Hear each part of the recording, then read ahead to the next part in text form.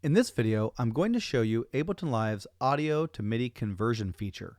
Ableton is able to convert audio to MIDI in several different ways, and there are some considerations for the user, so let's check it out. First of all, I have a blank MIDI track here with no instrument inserted on it.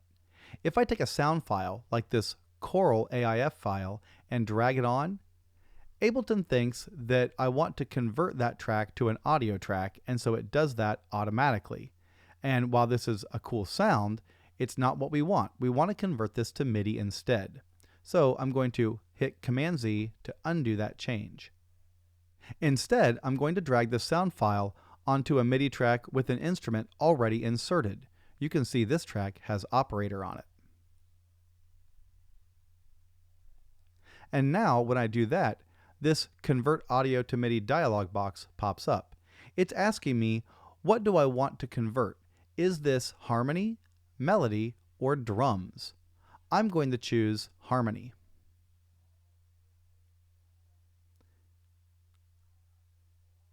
It takes a couple seconds to convert, and then there it is. Now, if I listen to the original clip, this is what it sounds like.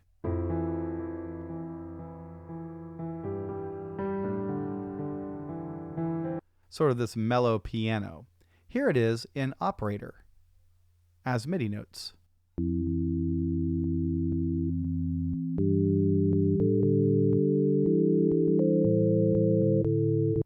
It did a pretty good job of converting this audio file to MIDI. And of course from here I could edit the notes any way I want to. I could change the instrument or the sound. I could add MIDI effects to it, anything. Pretty neat. Now I'm going to check out this Blueberry Jam bass arp. Here's what it sounds like in its original form.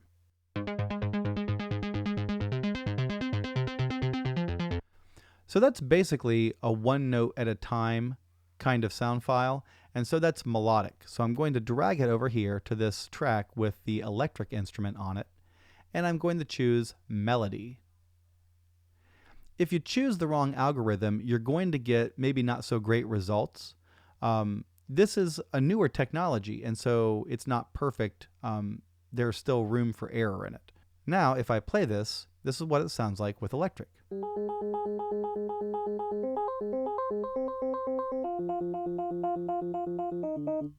I could select all these notes and press Shift Command down arrow or Shift Control down arrow on a Windows machine and move them down an octave, and this will make it closer to the original octave of the sound file.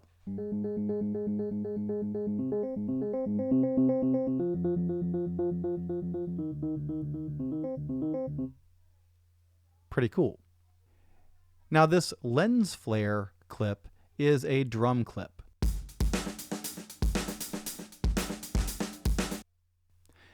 And I'm going to take it over here to this flight time kit, and I'm going to choose drums as my conversion algorithm. And that went very fast. And now here is a drum loop based on the audio file, but using the 707 flight time kit.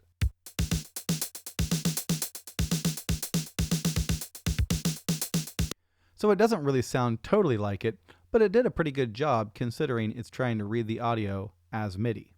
Now if I take an audio file and drag it to an audio track, it will of course play as audio.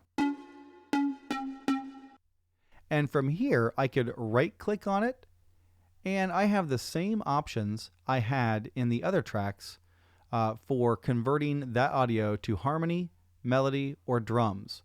I also have this fourth option, slice to a new MIDI track.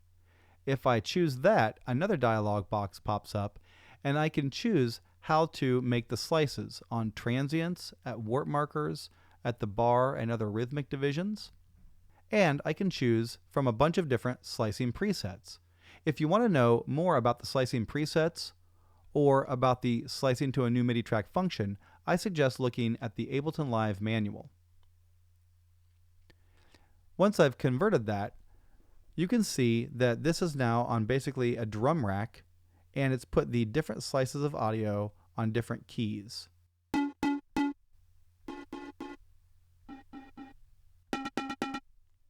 If I go back and right click on this, I can choose to convert this to a new melody track, And there it is, and it automatically applies an instrument to it, in this case, analog.